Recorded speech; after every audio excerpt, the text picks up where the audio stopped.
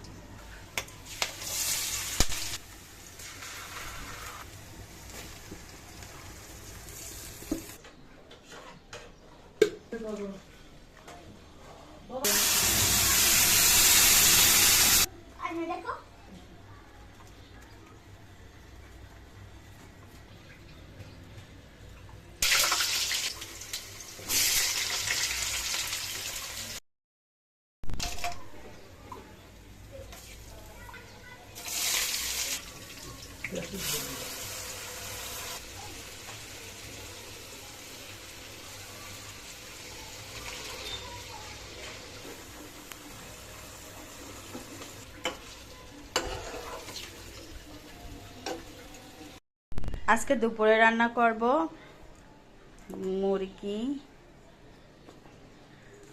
এই যে দেখো, দুটো মুরগি নিয়ে আসছে, এখন পর্যন্ত কাটি নেই, কিছুক্ষণ আগেই নিয়ে আসছে। এটা কেটে পরিষ্কার করে রান্নার জন্য তৈরি করে নেব।